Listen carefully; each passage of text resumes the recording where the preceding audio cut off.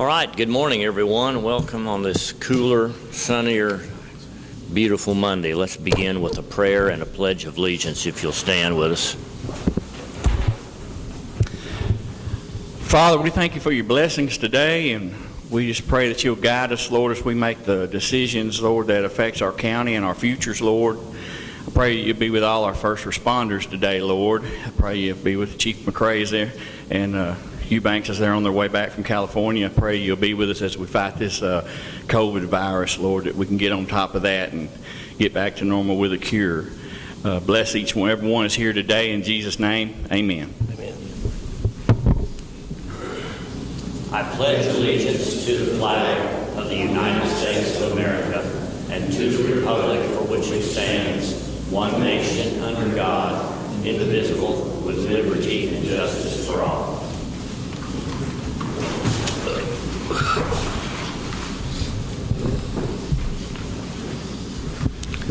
All right, welcome once again to our final meeting of the month of September. Today is, in fact, the 28th of September, 2020, just after 9 a.m., and we are here to conduct the last meeting of the fiscal year.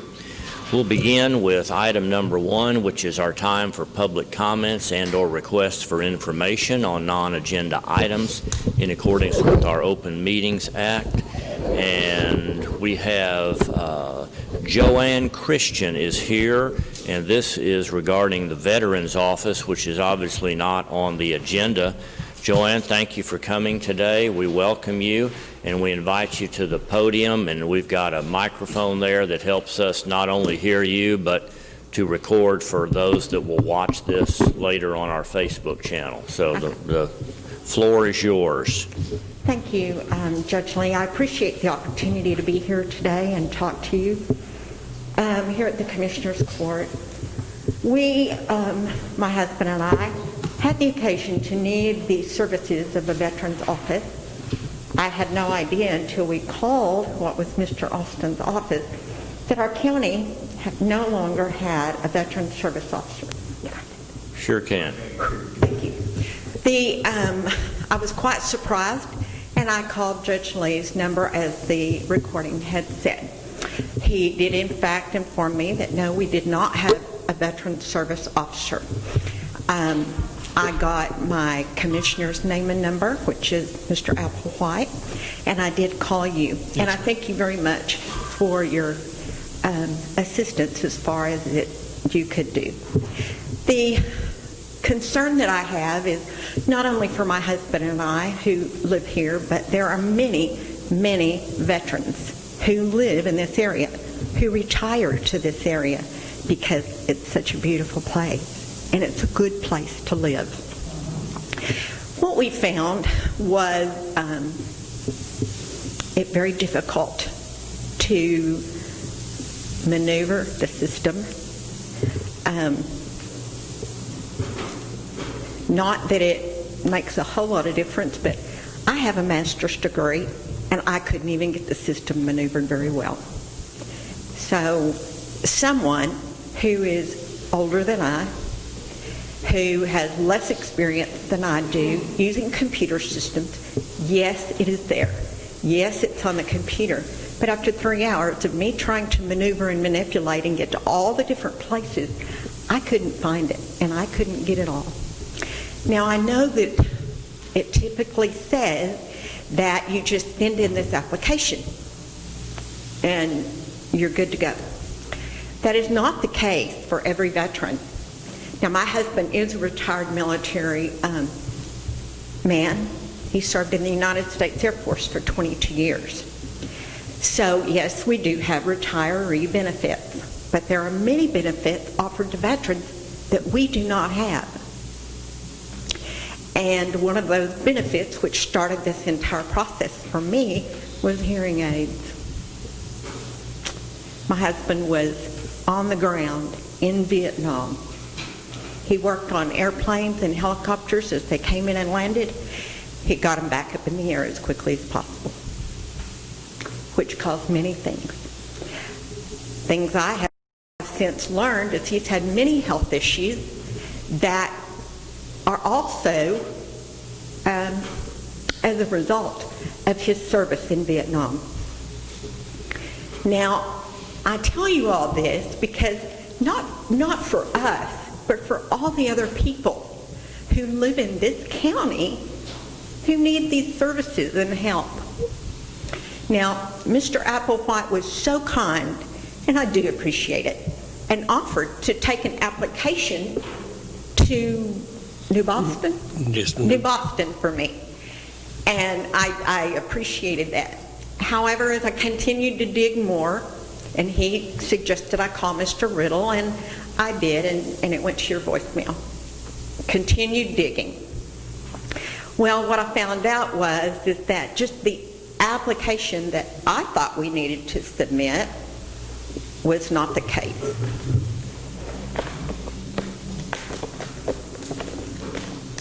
I can't even get it out. And our situation with him as a retired person, I can't even get it all out of the envelope. This right here is what we have to submit. Okay? I did get in touch with Melissa Laurent, eventually over in Camp County. She has been so kind and so helpful, and she's been wonderful in helping us maneuver this entire process, which I promise you is a process. Now, I don't know, but in my background checking, none of you have served in the United States military. Did you, Mr. Riddle? Yes, sir. I am so sorry. My apologies to you, sir.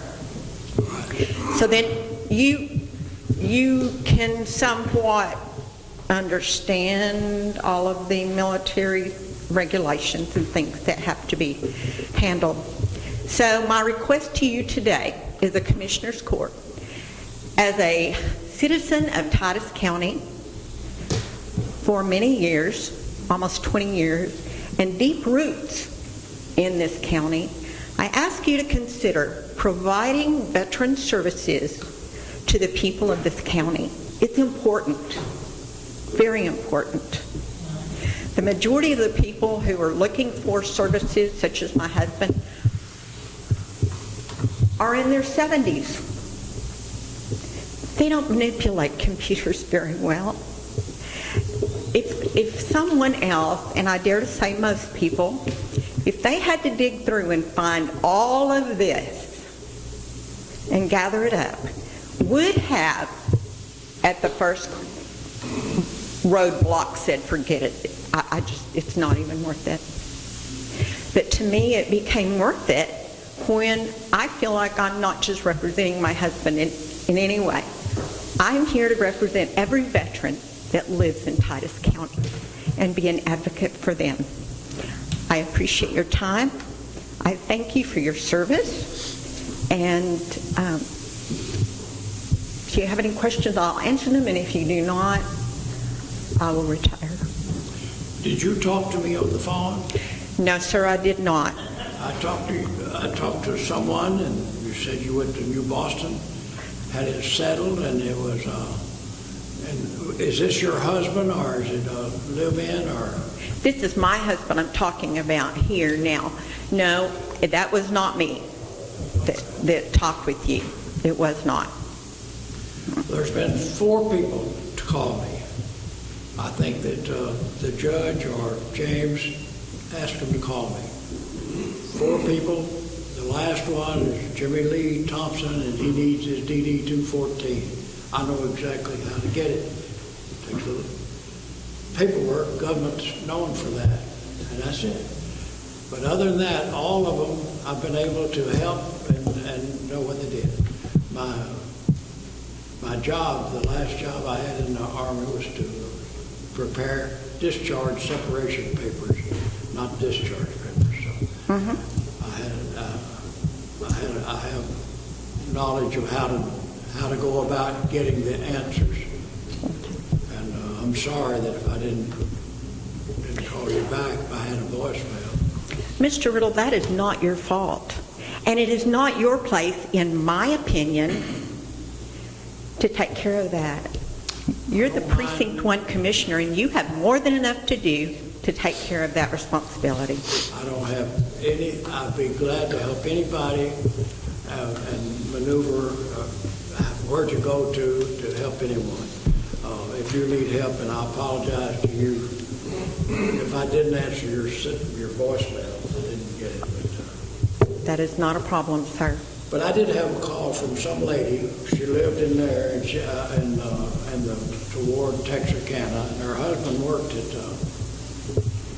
But it wasn't her husband. I found out it was just her.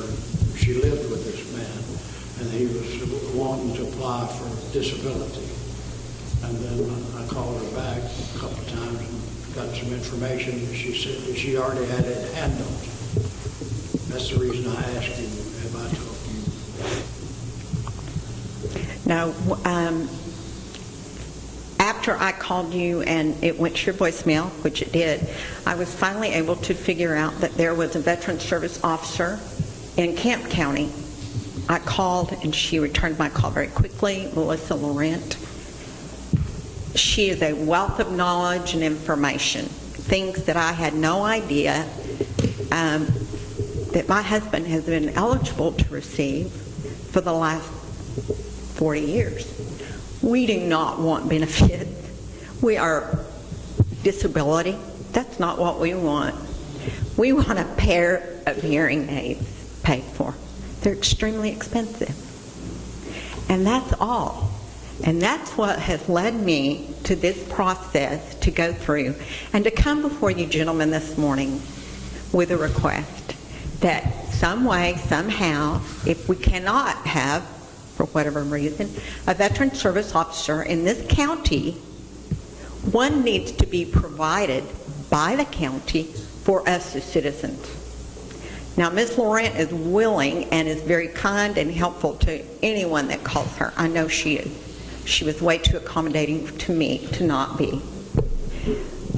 But should we expect someone who doesn't live in our county to provide those services basically for free and out of the goodness of her heart and not be receive remuneration for that?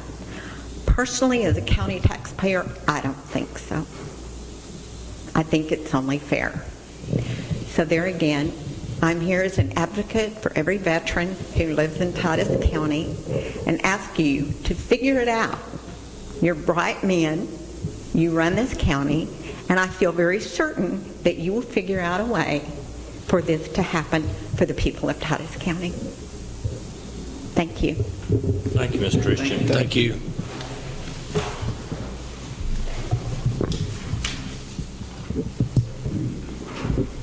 Anyone else? Can I ask what's involved with something like that, I guess the process? How about stepping up to the mic?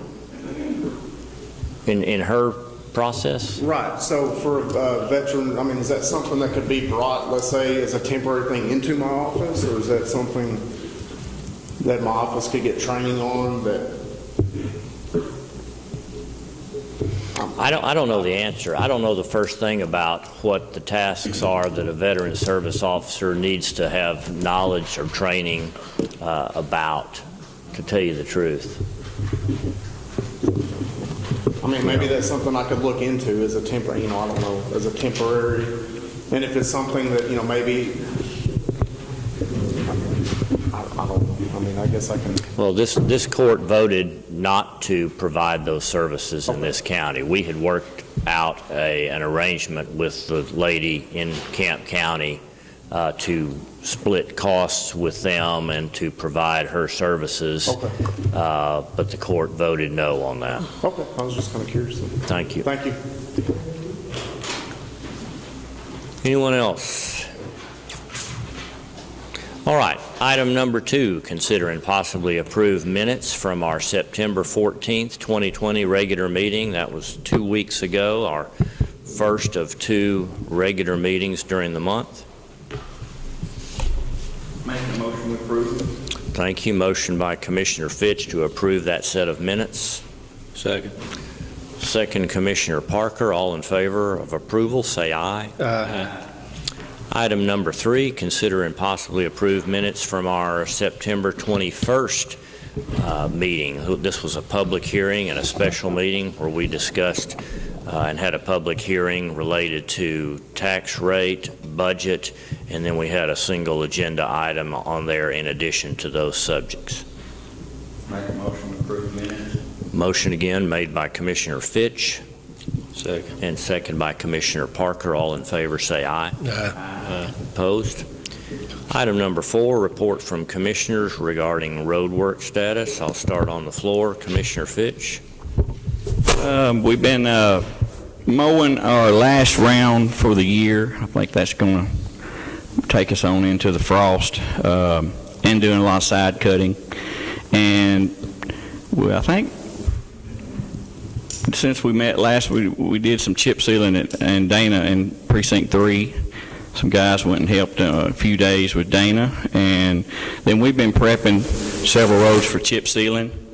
We're going to start in the morning, and possibly going to take 2 days, about 6 miles. And then storms come through last night. We had a tree down on 4510, so we got that cleaned up, and we're going to get all the gear together today and finish up a little sweeping and everything around the precinct so we can get started in the morning. Thank you. Commissioner Parker. We have still been doing some work on 4315. The rain has pulled us off of it a couple of days there, but we're trying to get back on it. We started mowing right-of-ways Tuesday, I guess it was, of last week, and have got a good start on it, but we're probably today will be the last day for a few days on that, because we're going to go help John with his seal coating, and been doing a little patching here, there, and yonder, and still doing some side cutting down around the Cason area around 4955 and 4950. Commissioner Applewhite. We chip sealed last week, and all the help. Appreciate everybody helping.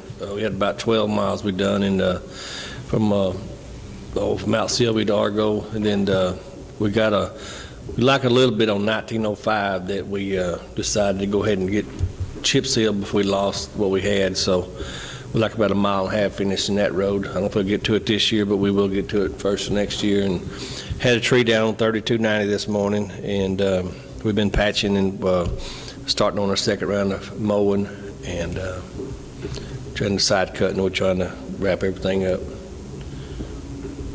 Got some guys off that. Thank you. Commissioner Riddle. We've been patching and working on the 1200 when the rain didn't bother us last week a lot, but we didn't get a lot done, and the main thing we've done is patching and, like I said, we did the seal coating, we're helping everybody's got some coming up, I know. That's it. Okay, thank you. Item number 5, consider and possibly approve enrolling the county in the state-mandated cybersecurity training course to fulfill Texas Government Code 2054.5191. Last year, the Texas Association of Counties prepared, produced, and made available to us a cybersecurity course. And in fact, a year ago in December, just before Christmas, we approved enrolling the county in the cybersecurity course. No reason not to take this. Doesn't cost us anything. It's a very good course. Hopefully those of you that work on county computers did take this computer course sometime during the past year. It can be done from your own individual laptop. It can actually be done at home and probably on your phone as well. Very good course, not real lengthy. It's not a multi-module course that takes months and months. You can sit down and do it in a short afternoon. So I would sure like to see us continue to support this course and to make that a part of our mandatory requirements of our employees that use county computers, so that we do the best job we can at preventing attacks into our server system. We can rely on KBRO only so much, and we've got about as good of a computer protection plan that you could possibly have, but nonetheless there can always be human error, and what this course does is it makes you aware of what the latest and most serious threats can be that seem harmless as you read an email or as you see something that comes to your inbox in the way of an apparent email from somebody that you may know, or something that looks legitimate, and in fact you open it up and you cause your entire computer to get a virus on it and get shut down, and then you've always got the possibility of that virus spreading to other computers. So let's take advantage of this cybersecurity course and get the county enrolled again for the second year. Need your approval to do that. Make that motion. Motion's made by Commissioner Applewhite to enroll the county in this upcoming year's cybersecurity course. Second. Second, Commissioner Parker. All in favor, say aye. Aye. Thank you. All right, I'm going to sign this form here.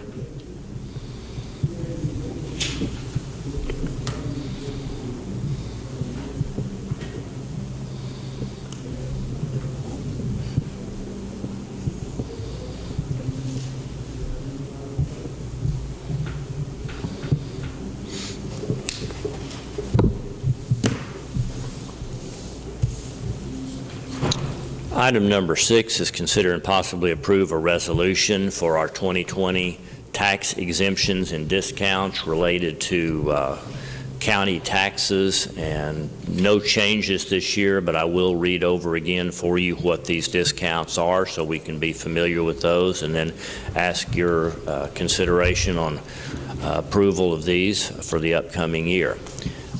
Discounts for early payment. If you pay your ad valorem taxes in the month of October, 3% discount on county taxes.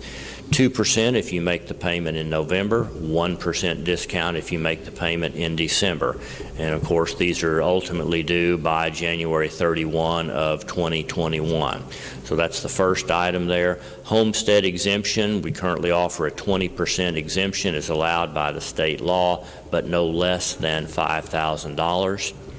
The property tax code permits an additional exemption in an amount for those over 65 on their homestead. You have been granting $15,000 additional, and this would also apply to the 2020 tax year. Persons under 65 who are 100% disabled according to the Social Security standards, an exemption of an additional $10,000 on their homestead. And then finally, the property tax code permits a governing body to adopt a tax freeze for persons 65 years of age or older on their homesteads. This would, of course, also apply to this current year. Any questions on any of those? If you're willing to continue those in the form of a resolution, that would be our vote this morning. I make a motion we approve the resolution. Motion to approve the discounts coming from Judy Cook's tax assessor office, approved by Commissioner Parker. Second. Second by Commissioner Applewhite. All in favor, say aye. Aye. This will require your signature, so I will pass this down to you.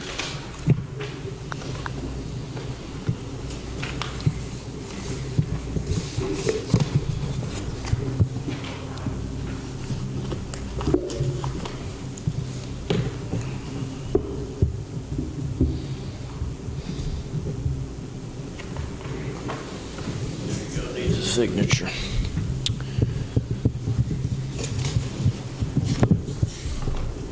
Item number 7. We've got items 7 and 8 that kind of are related to one another. Barbara has helped immensely with this and done quite a bit of research, and she assists me today by bringing forth a general hazardous duty pay policy that is not currently part of our employee policies. Barbara, would you like me to just read this? Do you want to comment on this before, during, or after? What would you like to do? Either of those will be fine with me, Judge. Since I typed it and prepared it and did the research, I'm willing to speak it if I from you. That'd be great. I would really appreciate that. Okay. Commissioners, let me tell you where this started. We have the coronavirus relief grant, which brings us $157,000 that we can use for coronavirus relief. So I looked into that initially at the request of Judge Lee, and then Sheriff Ingram came to me, and there are counties who are paying their public safety employees amounts from this grant because it's written into the grant that public safety employees meet the requirements. So as I looked into it, and as Judge Lee mentioned, and as even Mr. Riddle mentioned, the government has a lot of strings with money that they offer to you. So when I read it, I realized that first we have to have a local hazardous duty policy. TAC did not have that in our policy because they do not initially write those for you, because every county can do that differently. So I've sent this to you, and I'll read you the highlights. This is the general policy. Hazardous duty means paying additional pay for performing hazardous duty or work involving extreme physical hardship. Per local government code, hazardous duty pay cannot be paid retroactively. Elected officials are not eligible. It's not subject to the calculations of overtime. Hazardous duty pay is a supplement to the employee's gross wages. Employees are not eligible when they're on unpaid leave of absence. If an employee is receiving hazardous duty pay and transfers to a non-hazardous duty position, then they're no longer eligible. Part-time employees receive that pay at a proportional rate. Hazardous duty pay is considered taxable income, but we are not required to have hazardous duty pay. That's the reason why TAC does not put that in their regular policies. The amount and the conditions under which it might be paid are determined by the employer. In the event of an emergency or pandemic, the county judge may approve a hazardous duty pay plan on a limited basis if funds are available, and then such a decision will be ratified by Commissioner's Court. So that's just the general one that we need to add to our handbook, and that's what I'm requesting today. Okay. And that's without getting into anything specific to coronavirus this year.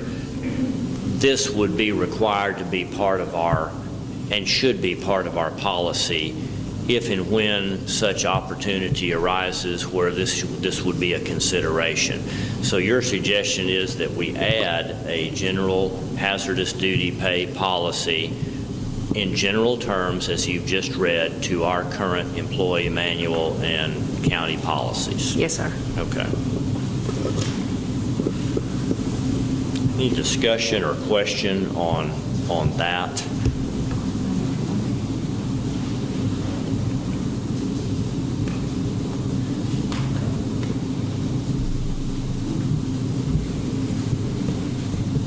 I think it would be a good idea to have this in there, whether or not you use it or not. I think it should be in there because the time may come when you wish that it was, and it may come sooner than we think.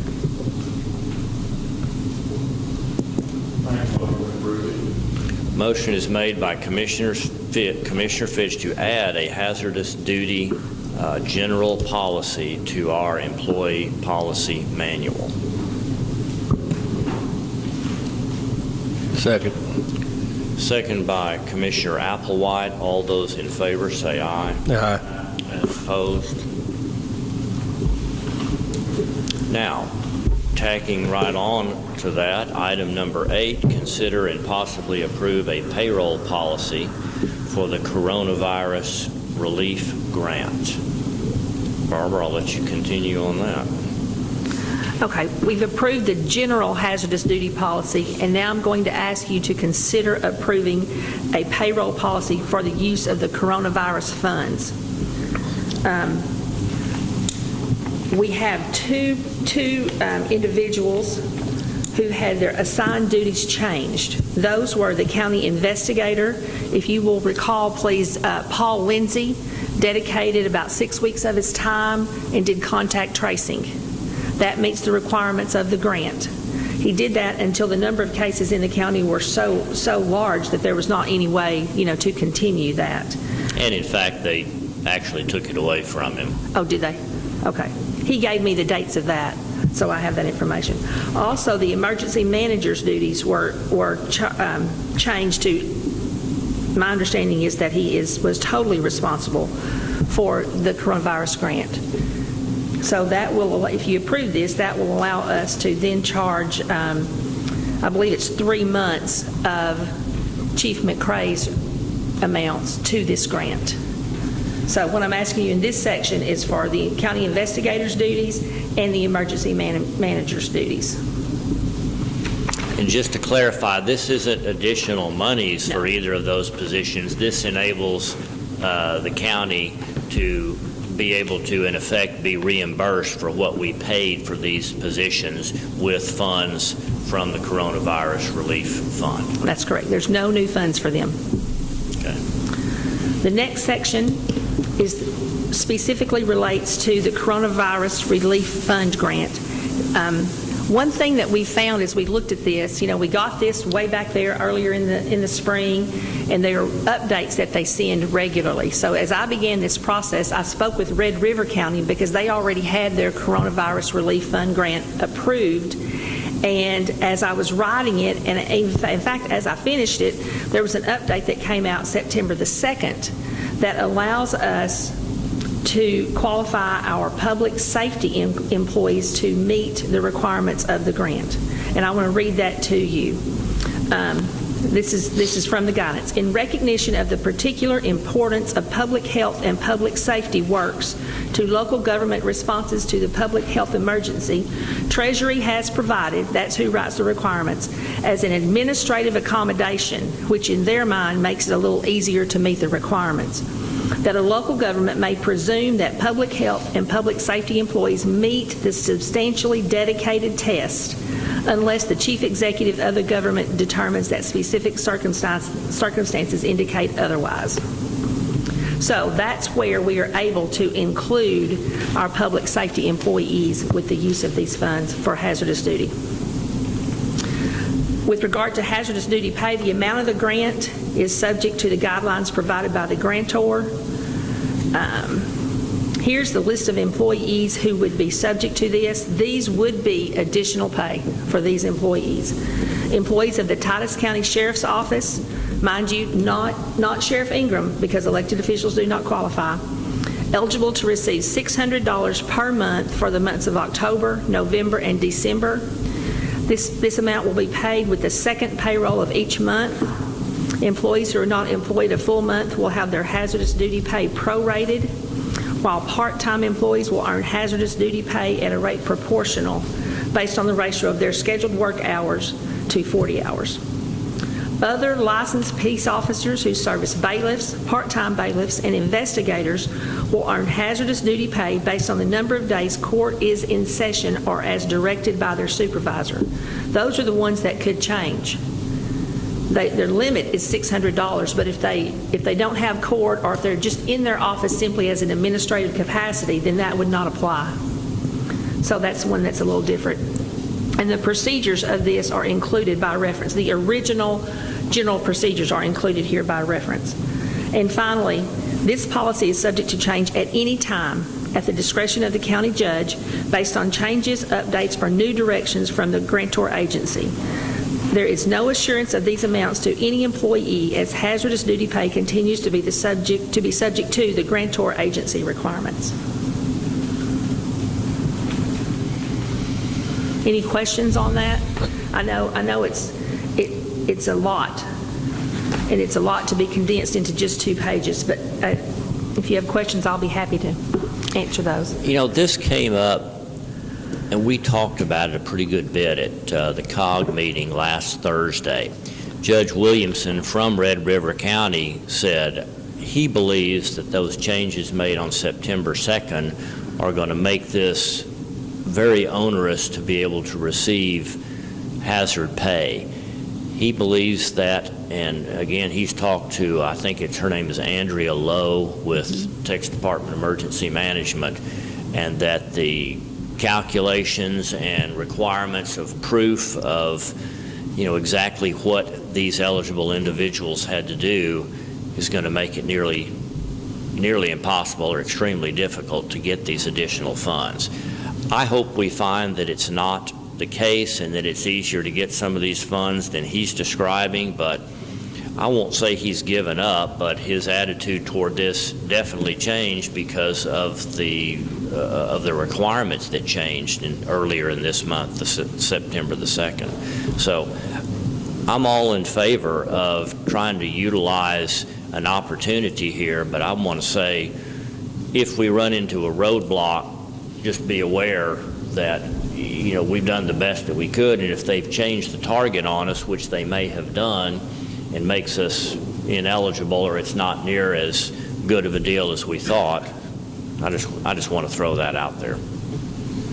But nonetheless, I'm in favor of this. I think that if we can take advantage of this for these particular positions, that we absolutely should. And so therefore, I would ask that you would approve a payroll policy related to these hazardous positions and any additional funds that could be derived from the Coronavirus Relief Act. Make a motion. Motion's made by Commissioner Fitch. Second. And second by Commissioner Applewhite. All in favor of approval of this payroll policy related to Coronavirus Relief Fund grant, say aye. Aye. All right. Opposed? Thank you very much.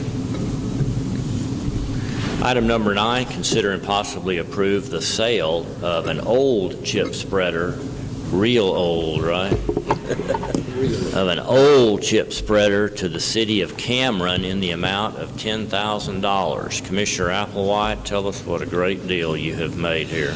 Well, I thank Jeff for helping us on it too. But they come to us and we looked at it, and we had a switch go bad on it, and of course it's 4 hours from where to drive down here, and they looked at it, and then the switch and the belts and stuff wouldn't work. Had to do them manually and everything else, but we quoted them a price, and then they wanted to buy it last week, but we had to go bring it to court. But luckily we are going to be able to get rid of this, and that way we'll have some space and to get rid of some old equipment. And so they decided, like I said, they called last week and they were ready to buy it, and well, as soon as we get it approved, they'll get us the check for $10,000. Because this machine is old, and it's probably older than I am. When's the last time we used it? Well, 2 years ago. We had to use it when we started the chip sealing. And we've got equipment now that's newer and better and more capable. Well, this is truly surplus equipment. Well, listen, the one we got, the new one, we can do the whole road, 18 to 20 foot. But this one you can just do, what, 8 foot or 10 foot? 12, I think. 12. Maybe 12. But you got to make 2 passes. But right now, with the chip sealer we got, we just make one's pass and be through now. Okay. Sounds like a good deal. $10,000 is a reasonable amount. Mm-hmm. Pleased with that. All right. Need y'all's approval to do this. Make that motion. Motion is made by Commissioner Applewhite to approve the sale of an old retired chip spreader to the city of Cameron, $10,000. Second. Second, Commissioner Parker. All in favor, say aye. Aye. All right, we're down to our item number 10, approve oral and written reports of county officials. Barbara has provided that for you. Make a motion, we approve the oral and written reports. Motion to approve is made by Commissioner Parker. Second. Second by Commissioner Applewhite. All in favor, say aye. Aye. And right behind that is our treasurer's report for your consideration and approval. Make that motion. Motion is made by Commissioner Applewhite. Second by Commissioner Fitch. All in favor, say aye. Aye. All right, I'll need your signature both on each of these 2 items.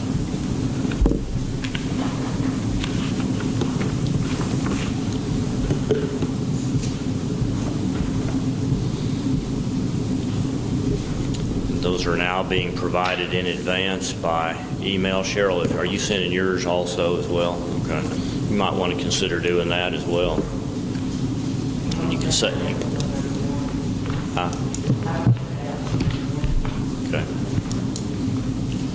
All right. Item number 12, approve budget amendments. This is the final of the year, you think?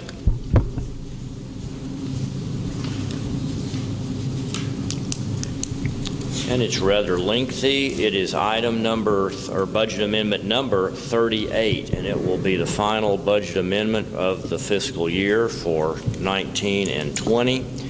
And we have a multitude of items on here. I'm just going to kind of run through these highlights. First one here increases the secretary line item to cover cost of accrued leave for an employee who resigned.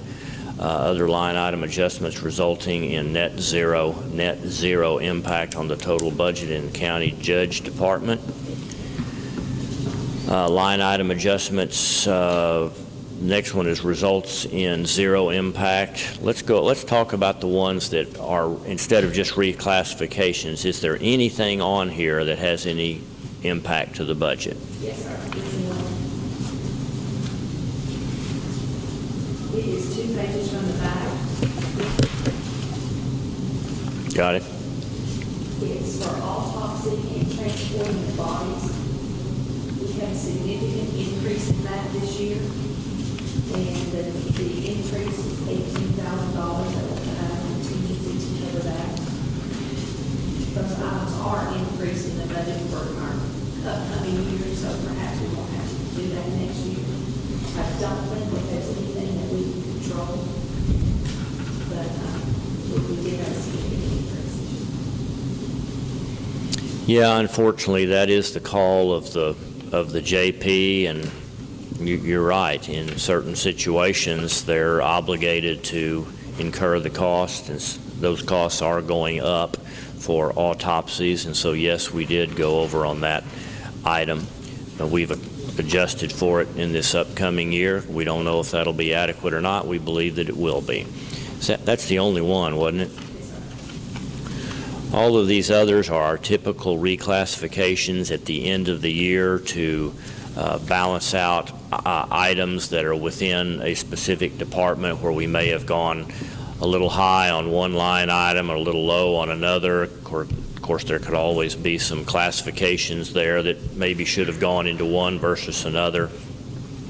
But this cleans that up so that the budget appeared appropriate, and you don't see a lot of items that are showing overages and underages within there. But what Barbara just mentioned was the only one that was new money. Everything else is a reclassification, does not have new money increasing the overall budget. This is, again, all these classifications together form amendment number 38. Make a motion to approve budget amendment. Motion to approve is made by Commissioner Fitch. Second. Second by Commissioner Parker. All in favor, say aye. Aye. Item 13, sign pay orders and approve bill payments. Make a motion, we pay our bills. Motion is made by Commissioner Parker Second. and second by Commissioner Applewhite. All in favor, say aye. Aye. Ma'am. We may have some additional checks that we write within the next 3 days and ask Ms. Freddie to process those because it's in the fiscal year. It is in keeping with the approval that the court gave last, I think it's June or July, to do those things, but they will have the commissioner signatures. All of those will. Very good. Thank you. All right, we'll wrap it up with closing comments. Sir? The resolution that we were supposed to sign. I just think you had to sign it. Related to taxes or related to cybersecurity? Taxes, yeah. Yes, you're right. Thank you. There it is. All right, closing comments, Commissioner Riddle? This VA, like I said, I don't know that I got a call, but there's a, when this happened, when the first time somebody called me, I started looking, finding the information out for the people, and I found out, and this lady might need to know this, or anybody should that starts doing it, that apparently the Veterans Administration has done what Texas has done. For instance, our unemployment office over here that we rent the building to, they're a contractor. The state has contracted these people to handle the unemployment for Titus County or whatever. I don't know this area as far as I can tell. Well, apparently the VA has done the same thing. They've hired these companies, made a contract with them to handle their paperwork or paper load. So the first thing I found out was when I got a hold of, got involved, was this guy was a contractor for the VA. He wasn't it. So apparently you're laying somebody's getting paid for it, and I'm sure they have to go through a lot of steps, but you're laying another layer of, cost or whatever. But you don't have to do that. I mean, you can go straight to the VA. It took me a while to figure it out, because that you can go to the VA, but you have to. But these are contractors, and I mean, you pull them up on Google, and there's tons of them. And apparently, that's another layer. They probably got a lot of paperwork they won't filled out, and there's enough in the government as it is paperwork. I don't know what it is, but I'm glad to help anybody. I think there's not a problem in there that happens that you can't get the answers from if you just have the time just to dig and start looking for them. Is it better then that, are you saying this is a source of assistance for someone that might need assistance like this Christian had? Is it better then to call one of these subcontractors, or is it better to go straight to the VA? And why won't the VA shoot you right back to one of those subcontractors? Well, they haven't. In other words, some of the problems are the biggest problem that I can see is disability. And I don't see, we don't have much, the veterans officer don't have a lot to do with that. And I don't really know the answers either about disability, getting on disability and increasing your disability, the paperwork that has to be, but there's some rules and regulations on that. But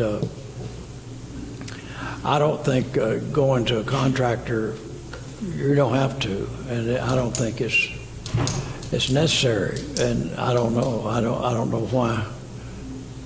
Are they not as helpful as going straight to the VA? I don't know. I don't know. I didn't use one of them. I haven't asked them to help, and I'm sure they get paid by the VA. So, is there anything that we can publicize in light of the fact that we don't have a veteran service officer that would help somebody get this process started? That we could hand out, we could put on the internet, we could put on our website, we could make that available if somebody inquires of my office. Here's a list of names or numbers. I mean, what can we do other than continuing to say, sorry, we don't have a veteran service officer here, call Commissioner Riddle or call your commissioner? Is there anything else that I can tell them? I wouldn't know. It'd be impossible. There's tons of those companies, and they're restricted to the area. I know on the home loans, a VA home loan, one of these companies in Texas, he can't handle it in Louisiana. In other words, another company has to help the veteran with that in Louisiana. So I don't know whether territorial, I don't know how it's divided up. Well, if you make contact with somebody that you feel like would be a good person to put their phone number out there that might help somebody else, let me know and I'll publicize that. I'd be glad to. Commissioner Applewhite. We just got prayers go out to Roger, Ronald Collins' family lost his wife this week. And we got Frank's family, they got their granddaughter in Dallas, Medical City. They got a little trouble, but it's not life-threatening, but it's, they asked for prayers for them. Commissioner Parker. We met with Gary last Thursday, got his RFQ. And Gary Luba. Yes, Gary Luba. And we decided that we would go out for RFQs, see if there was somebody else out there that was interested.